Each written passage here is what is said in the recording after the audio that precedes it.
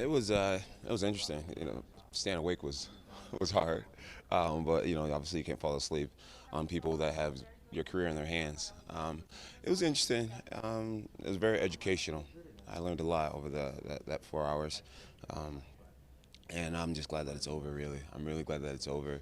I'm grateful to be getting tested by so many different agencies, and I think that in the long run, this is just going to prove my innocence and allow the fans and myself and scientists, the UFC, to get their head around, kind of what's going on in my body and with this pulsing and all this weird crap.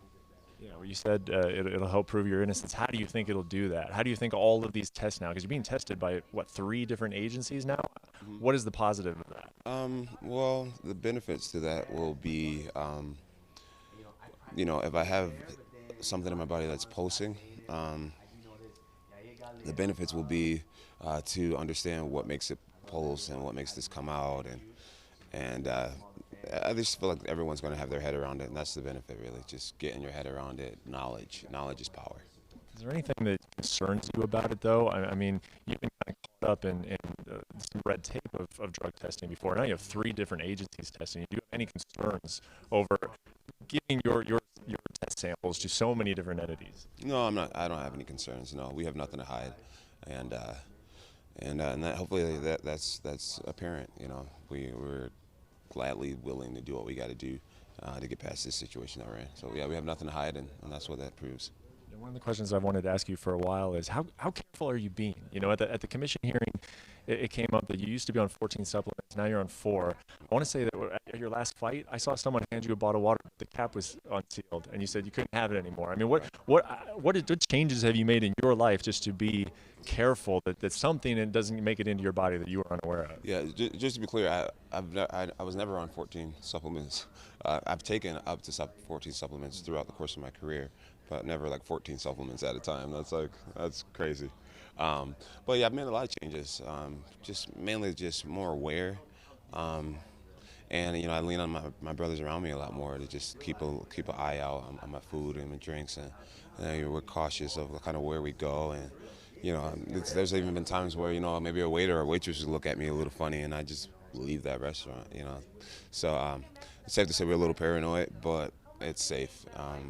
It's safe. Being paranoid is safe, and it's working out for us. Yeah, well, you mentioned a waiter looks at you differently, but are there like restaurants that you avoid? Are there like a street cart vendor that like, John, you can't eat that? I mean, like give me an idea of the changes, I guess, that a normal person who wouldn't have these concerns. Yeah, it's been a lot of changes. Yeah, like the main thing is like with trust. Like getting comfortable, being able to let someone know I don't trust you. You know what I mean? Like you have a person come up to you who maybe thinks they're buddies, and they can be your buddy, and they maybe bring you a shot or something, and it's just like, I'm good, man. Or someone makes you cookies or something like that, and you just, hey, with all due respect, I probably shouldn't. So it's been a little adjustment, getting used to kind of letting people know, like, I have to respect what I put in my body on a different level, and I feel like my closest friends are very comfortable with it. They understand my situation. You think that narrative is already changing? That people are saying, hey, Nevada just had a 4-hour hearing. They gave him a license. And now as this continues to go on, do you think the narrative is changing? I think it is. I mean, I think it is. At the end of the day, Nevada and VADA, USADA, they're all very credible companies that's been around way before me. They've worked with way more successful athletes than me. And they've given me my license for a reason. It's not that I'm paying anybody off or being treated with any type of favoritism. It's because I'm an innocent person that has picograms in my body, and the picograms give me absolutely no performance-enhancing benefit. And they're not gonna.